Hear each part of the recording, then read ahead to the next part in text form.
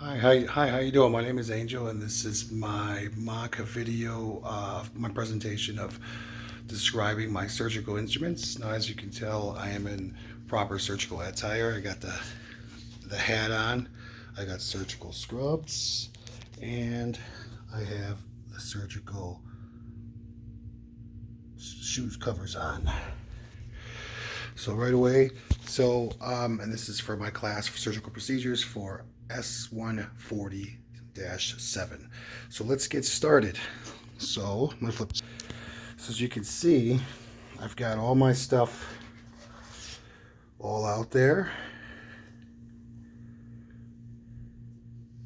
I had to do some separation because there was multiples of stuff in there. So first things first, I want to get started off with these bad boys. You see, and these are the Heaney hysterectomy forceps, and the surgeries that these are used normally for are for obstetrics and gynecological procedures. So a little bit about these is these are category the category they're under are clamping and occluding, otherwise other names for hyster clamp, the Heaney clamp. A little bit about them is they're it's a heavy clamp with a horizontal serrations running through a length of the jaw and with a single tooth on the inner jaw. Uses: they're used for clamping vessels and uterine ligaments during a hysterectomy. The little insight here: the tooth is teeth are not sharp but provide greater gripping capabilities. So if you were to hand this to a surgeon, you would go here. You would just make sure you don't get pinched within the lock box there. All right. So we're moving on, and we're moving on to the next one. We'll start from the top. So we're gonna start. Give me 1 second, I'm sorry.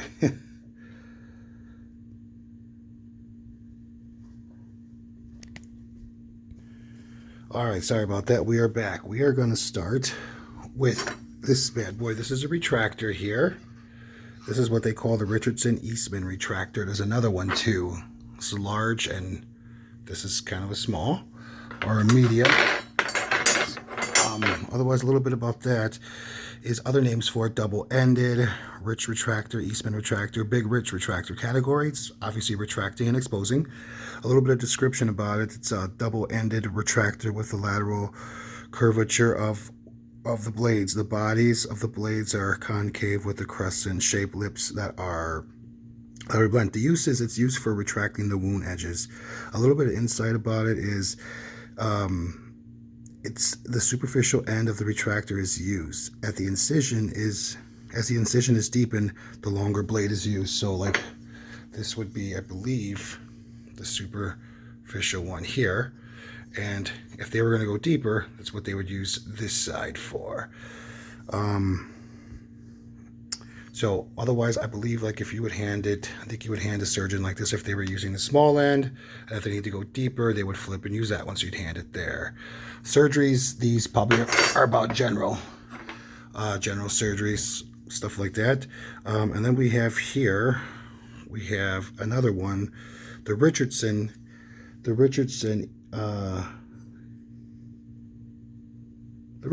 like retractor. This one right here, it's also under retracting and exposing, but this one's like a handheld.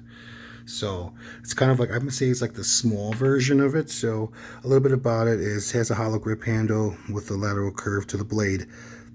It's used for retracting the wound edge. It's the same as the Eastman. A little bit of insight.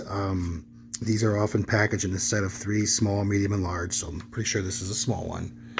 So all right, we are moving on. The next is the big boy. This is the Diva retractor right here. So other names for categories: retracting and exposing. A little bit of description is it's a flat stainless steel strip that resembles a question mark The width and length vary according to need, and the uses it's used for deep retraction of organs and viscera. A little bit of the insight of it here is retraction with the Denver sometimes can be awkward because the flat shape of the handle. In maintaining a grip, the handle should be placed in the palm of the hand. So I'm assuming kind of like this, with the hook should be placed over the top of the hand. Maybe, I don't know. But I'm sure if you hand it to a surgeon, you would hand it to him like this. So that is it for that. We're moving on. Alrighty. Okay. Next, we are moving on to the cryo. The cryo forceps. So here we have a cryo forceps, and I always tell people if they get these confused here, all they have to do is just look at the serrations. I mean, you can't really see because my screen is blurry, but you would look at the serrations, and the serrations go all the way down compared to a Kelly, which they go halfway. Anyways, it's under clamping. It's under clamping and occluding. That's the category. Other names: hemostat, snap, clamp, Kelly forceps, stats. Description. These are curved or straight clamps with horizontal serrations that run the complete length of the jaws. The uses for this is cryo forceps are used for occluding bleeders before cauterization or ligation. These may also be used for blunt dissection when separating planes and tissues. The next one is my favorite. It is the Kelly clamp. So the Kelly clamp are horizontal, or not horizontal, but I believe they're like horizontal serrations that go about halfway down the jaw here. So about, let me show you. So about right here is where they stop. Sorry, my screen is so blurry, but yeah, about right there, you can see.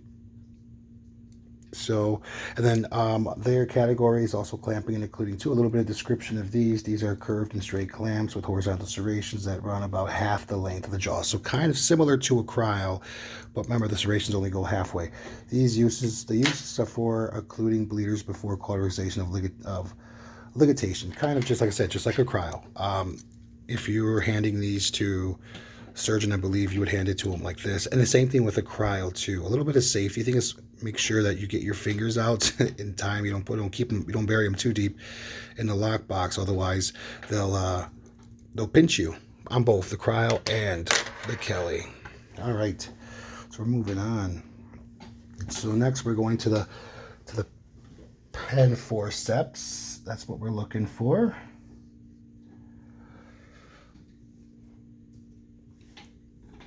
Okay, pen.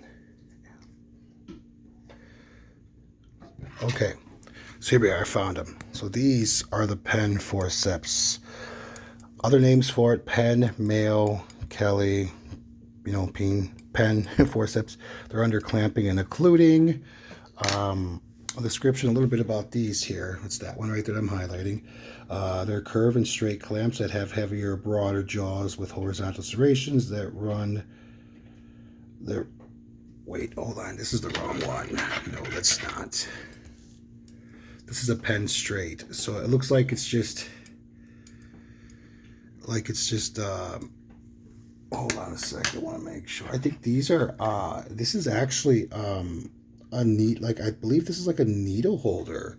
I'm sorry, I've been giving you the wrong information. Yeah, I think what these are, you go in and you can grab the needle and you clamp it in, and then you would take this and you would flip it and you would hand it to the surgeon, and then they would remove it, and then they can, as the needle's pointed towards the body, they can just start suturing just like that.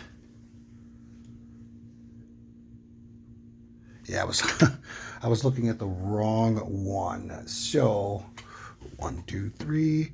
This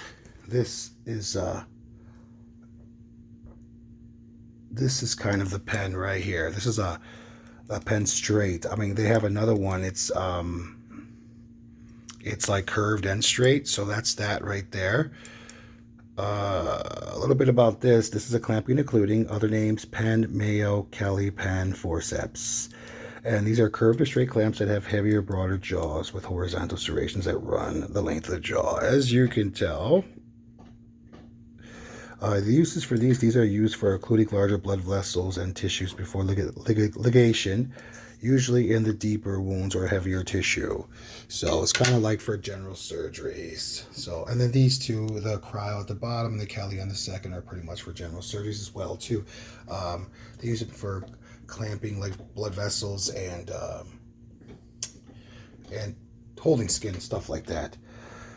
All right, sorry, I'm getting mixed up. All right, next we've got the big boys. We have got the Mixters right here. These are kind of like my second favorite. I just love the design on these things.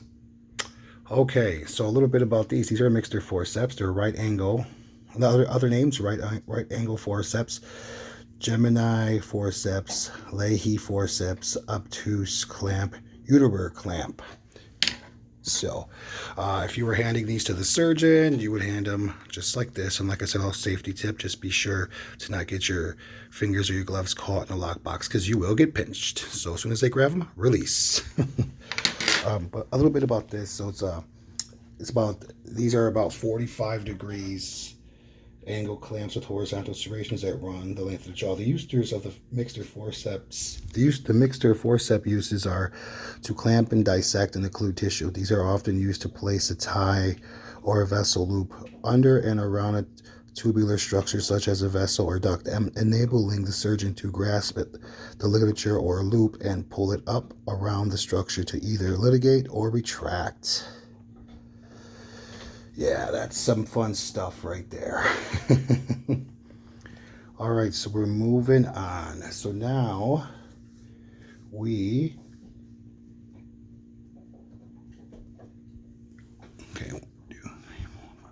we look. Oops. And our next set is the straight Mayo scissors.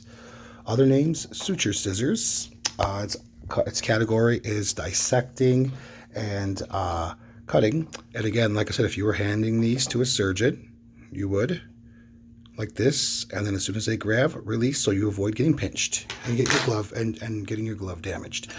So the description about this is these are heavy scissors with straight blades. The uses for these are used for cutting sutures. A little bit of insight is use of the very tips of the scissors when cutting sutures slightly. Rotate the scissors to visualize the not and appropriate length of sutures tails that will remain. A little bit of caution: the blades of the scissors should be inspected for nicks, dents, or burrs, which will not allow for smooth cutting. It is important to always check the screw to make sure it is fully tightened, and then to prevent it from dropping into the wound. So if you look here, these are what you'll be inspecting inside to make sure we got no nicks, and then the screw to make sure it is on tight. All right, moving on.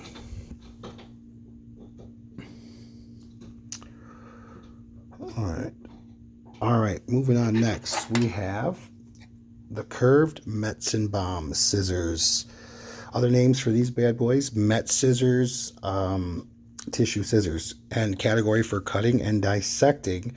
So again, when you're handing these to a surgeon, just make sure to like this, and then as soon as they grab, release, so you avoid getting pinched. But a little bit about this: that these are longer, thinner scissors with curve or straight blades that can't have a blunt or sharp tips. The uses for these are they're used to dissect and undermine delicate tissues. A little bit of the insight is tissue scissors are intent to cut tissue only, should never be used to cut sutures. So that's a no-no. You can't use these to cut sutures.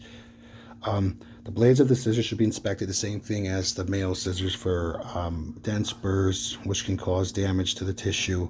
So yeah, so those are awesome. Okay, and we're moving on. So next we're going to go to the number 3 knife handle, which is right here. Other names for it: number 3 scalpel handle, and number 3 handle. It's under category. Category is cutting and dissecting. A little description: the number 3 handle holds blades 10, 11, 12, and 15. Uses for this blade is the handles are used to hold various blades to create scalpels. Scalpels are used to make skin incisions or whenever a fine precision cut is necessary. And just so we know, I know I'm not forgetting a lot of these instruments that I just named off, like the curved Metzenbond scissors, the male scissors, all the other stuff. They're mostly pretty much general surgery. Besides this one right here, the hysterectomy clamp right here, I'm on that, belongs to another category, which I said earlier. A little bit of caution with the number 3 blade is never retrieve the scalpel from a surgeon's hand after use. Allow the surgeon to place it in the neutral zone. Never use fingers to load the blade. So you would use you would use something like 2, 3, like maybe this cryowood needle, this cryowood needle holder, and you would grab the blade with the dull side and just slide it right in. All right, we are moving on. So now we go to the number 7 knife handles, the long version. So a little bit about this one is other names. Number 7 scalpel handle, number 7 handle. It's another one under category cutting and dissecting. So, and this is usually involved in general surgeries. And if you were handing this to the surgeon, you would handle like this, and then once they grab, you'd move your fingers. A little bit of description here. So number 7 knife handle holds blades 10, 11, 12, and 15, just like a number 3. Uses, it's used when precision cutting is needed in a confined space or a deep wound. And just kind of like the number 3, never retrieve the scalpel from the surgeon after it's used. Allow surgeon to place in the neutral zone. Remember, never use fingers to put on the scalpel. Always use a needle holder. All right? Good. We're moving on. We're doing good here. So next we move on to the number 4 scalpel knife handle right here. So a little bit about the number 4 here. The number 4 here, it's other names. Number 4 scalpel handle, number 4 handle. It's on the category cutting and dissecting, used in like general surgeries. It has a larger tip to accommodate larger blades. So the use for this blade is number 20 blade to create a large and or deeper incision in heavy tissues. Instrument insight, the number 4 handle will hold blades number 10 or 20, 21, 22, 23, 24, and 25. And just like, usual cautions, a little safety tip here, never use fingers to load or unload a knife blade from the handle. Always use a needle holder. And then if you are handing, once the blade has been put on to create the scalpel, hand it. As soon as the surgeon grabs it, release. Okay. We are just moving on. All right. Now we're going to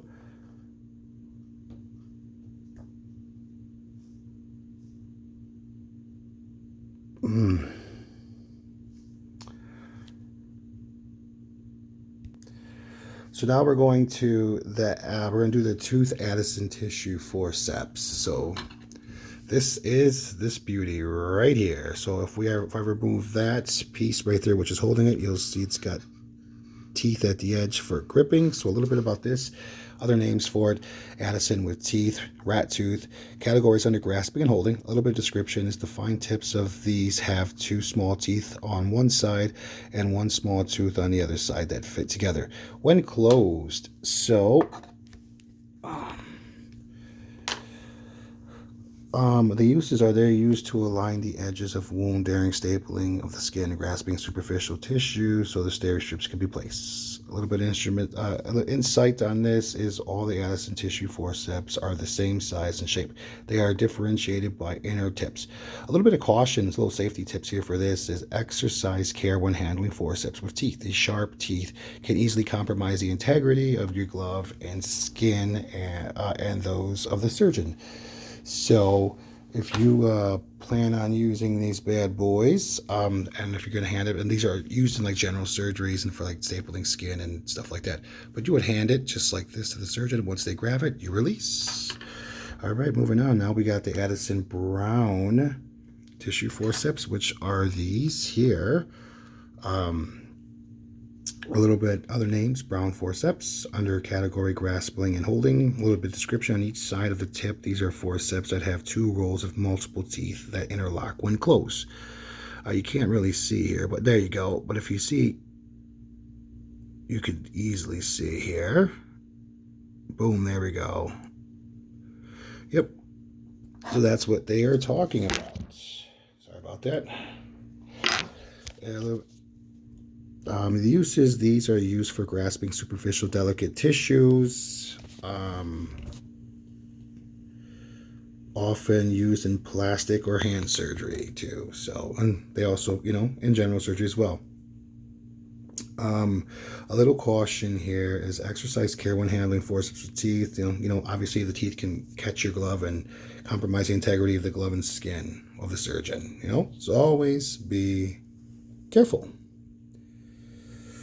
So now we go on to, I believe we are using tissue forceps. So these are this. I don't know if that's that.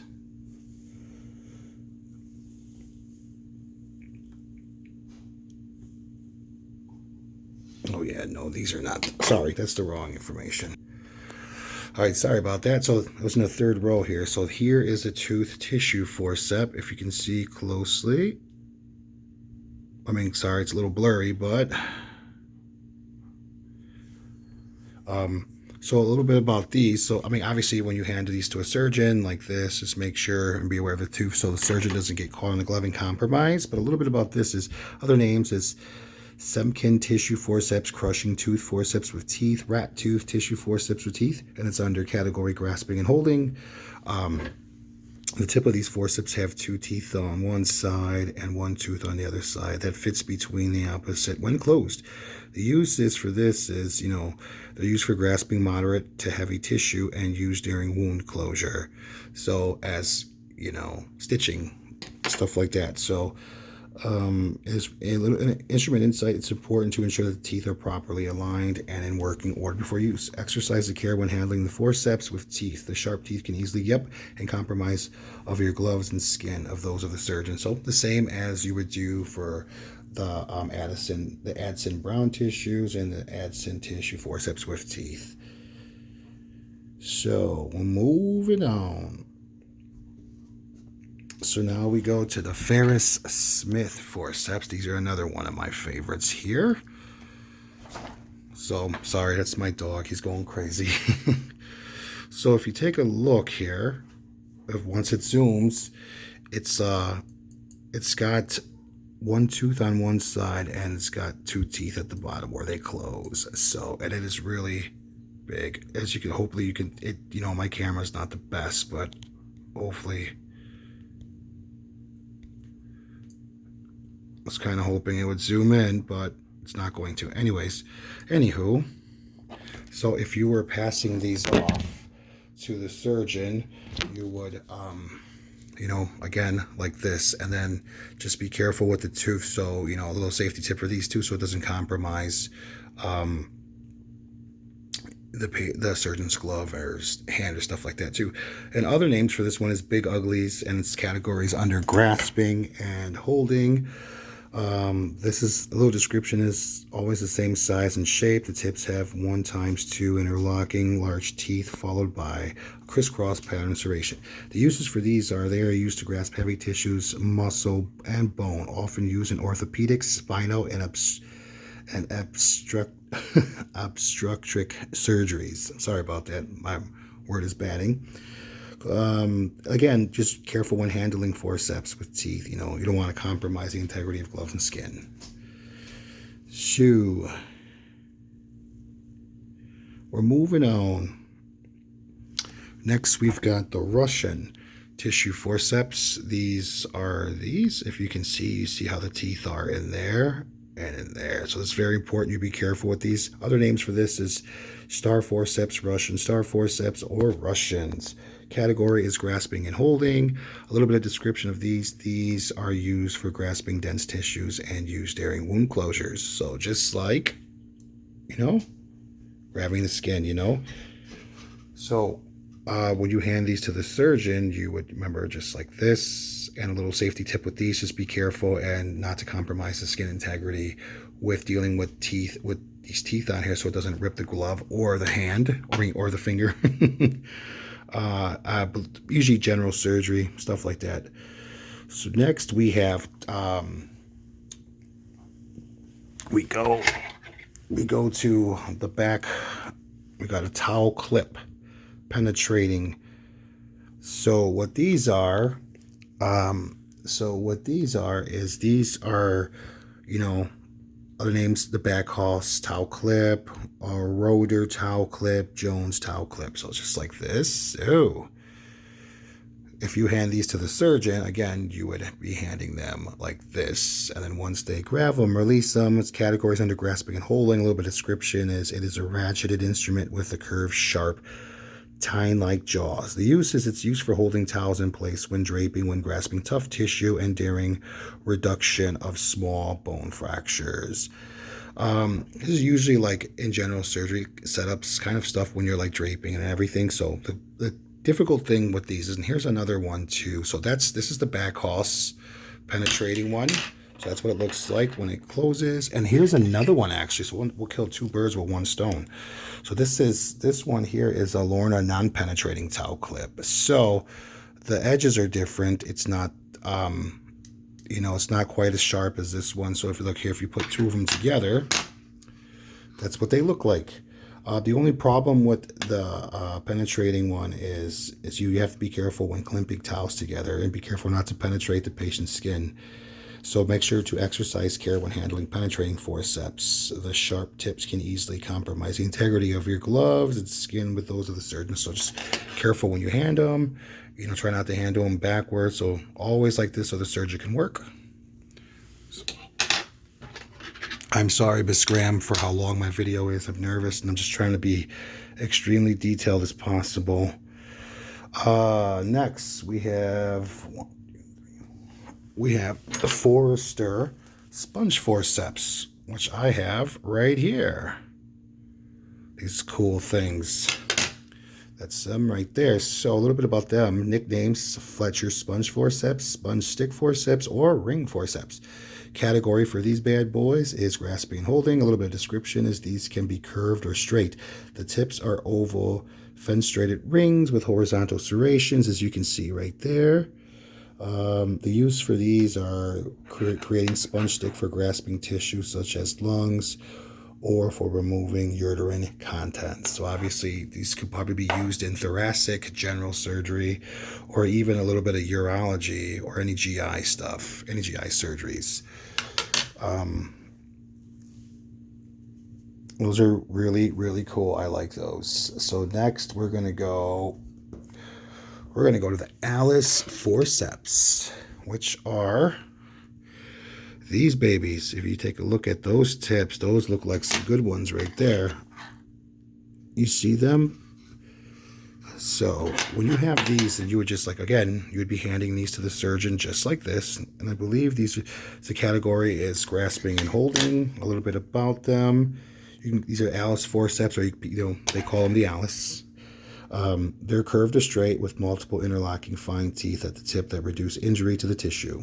The uses for these are they are used for lifting, holding, and retracting slippery, dense tissue that is being removed. Also, these are commonly used for tonsils, for vaginal, breast, and thyroid tissues, for grasping bowel during resection. So obviously these can be used in multiple thyroid procedures, breast procedures, vaginal procedures, and for grasping bowel. So like maybe like ileostomy, when they remove the ileum from the cecum, they could use these to grab them. So those are really cool. I like those. I really dig those. Those are awesome. The next one we have the Babcock. This is a real interesting one right here. If you see that, again, if you hand these to a surgeon, always handles first so they can grab them. So then that way, when they do grab them, they can go right to work and do what they got to do, Always perfect. So a little bit about the Babcock forceps is category is grasping and holding. Description is these are ultramatic forceps with a flared, rounded, hollow end with smooth, flattening tips. The uses for these are used for grasping and encircling delicate structures such as the uterus, fallopian tubes, bowels, ovaries, and appendix. So general surgery, GI, so that's appendix. So that's, I got multiple surgeries I think they use these bad boys for. All right, and then next off we go to, we are on the Cokers. So these are the Cokers right here. Let me put these down. Maybe you can get a good look at them. See how they close? Yeah, that's them for you. So a little bit about these. These are other names: Koch forceps, Ochsner forceps. Category: grasping, holding. Description: the jaws of these forceps have horizontal serrations and 1x2 large interlocking at the teeth, which you saw in the front. You can see. Instrument in sight. It is important to ensure that the teeth are properly aligned and in working orders. So pretty much just make sure that they're not closing and going anywhere else. Caution. Here's a little safety tip here. So, I mean, obviously, I believe you can use these in general surgeries, stuff like that. Exercise care when handled, because obviously these serrations here and these tooth here can compromise the glove in the hands of the surgeon. So just be careful when you are using these. We go on next. The next is we have Harvey. We have Army Navy retractors here. So a little bit about these other names: Armies, Navies, U.S. retractors. Category: retracting, exposing. A little bit of description: it is a handheld double-ended retractor with an oval fenestration in the handle and lateral curve to the blades on each side. One end is longer than the other, so it could be placed deeper in the wound. Uses for this is it's often packed in.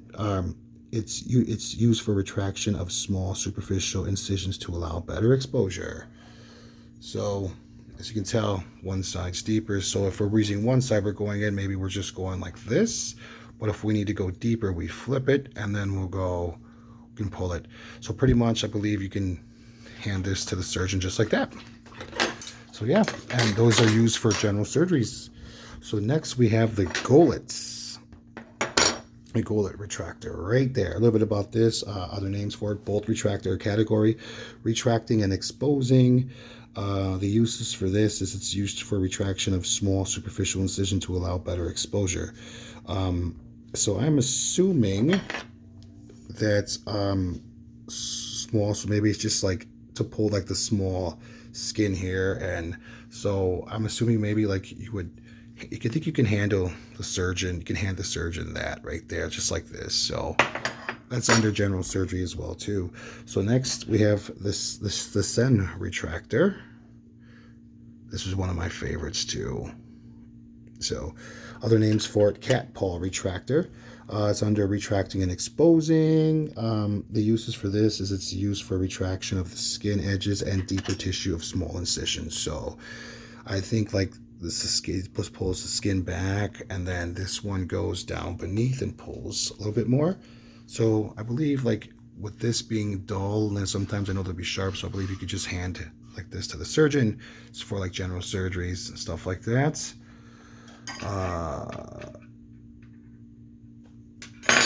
All right, and then we have this beauty. This is what we call the Volkmann retractor. Other names for it: rake retractor, Israeli retractor. Categories: retracting and exposing. Description: the uses: it is used for superficial retraction of wound edges. So I'm assuming they just, for wound edges, they can just get it and pull it back. I think when you hand it to the surgeon, the rake pointed down, handle here, a little, and it's for general surgeries and stuff like that. So another caution is be aware of the sharp claws. Sharp edges may puncture gloves and scratch skin, so and so. All right, moving on. All right, so next we are going to take a look at this bad boy. This is what we call a Cryl wood needle holder. Other names for it: fine needle holder, fine needle driver. Category: suture and stapling. So a little bit its use is it's used for holding delicate to intermediate sized needles when suturing. So pretty much you would just take these when you get ready to get the needle and pass it to the surgeon. You'd clamp it in, pull it out, and then you'd switch hands, and then you'd hand it to the surgeon. Once he has it, you let go. So then he can go ahead and do his thing, you know. Otherwise, general surgery is for like suturing up. So I believe, like I think like a lot of, if it's like stitching up incisions, that's what they'll be using. So in the next, we'll have the Mayo Hedger needle holder. So it's this bad boy right here. So there's two different versions. So here, I'll show you both.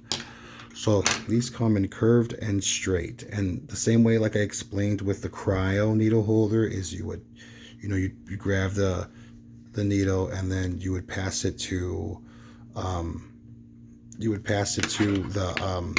surgeon, and you pass it to the surgeon, and then they can go ahead and start stitching together everything. So, but a little bit about the Mayo Hedger needle, straight and curved. It's a heavy needle. Other names are heavy needle driver, category suture and stapling. Its uses for holding heavy needles when suturing. So, that's about it for that. Okay. So then we have another one here too. So like this last one here, this is like a needle holder too. This is a small one. I believe this is the Webster. Yeah, this is the Webster. I'm assuming it holds like a little bit of smaller needles. I don't know. I couldn't really find anything on it here, but I'm sorry, Miss Graham. I tried. But these are pretty good too. So they're also, you go in, you grab the needle, clamp it, and then you pull it, and then you switch hands, and then you hand it right to the surgeon. So as he grabs it, let go, and we're good to go. So, yep, okay. All right, I'm trying to think if I like covered everything here, because I know I did the Babcock, the non-penetrating, the Alice, the Penn Straight. Yep, I did that. What? No, that's not the Babcock. It's the Backhaus. I'm sorry. This is the Babcock, the Coker, the hysterectomy, the Mayo Hedger needle curved and straight, the cryo, the Webster, the scissors, the Mayo scissors straight, the curved Metzenbaum.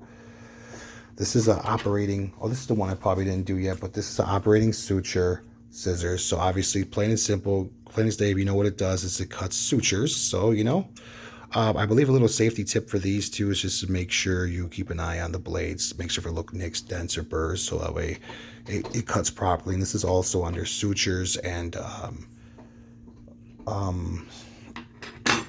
sutures and sutures and stapling, or just under sutures in general.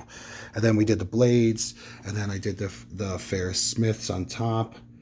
And then this right here is like a dressing forceps. Not really sure what this kind of is, but it has serrations horizontally at the ends of the tip. So if you see, there it is. Yep. So, and I'm pretty sure what these are is these assist on putting dressings on, so that way, or maybe even grasping skin as well too.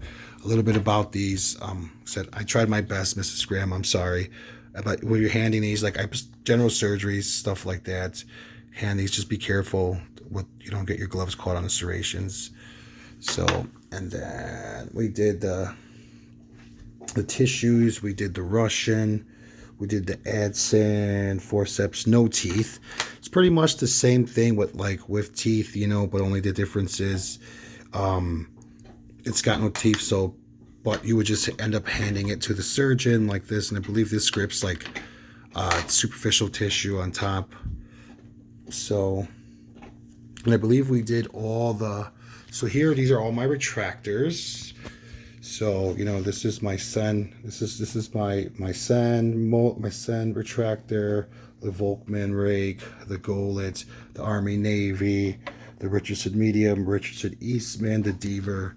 So yeah, I feel like we covered anything, and if I missed something, Mrs. Graham, I'm sorry. And I am extremely sorry that my video is like almost 40 minutes long, but I'm nervous and I did the best I could. I've been up all night trying to put this all together. So thank you for your time. I really appreciate you.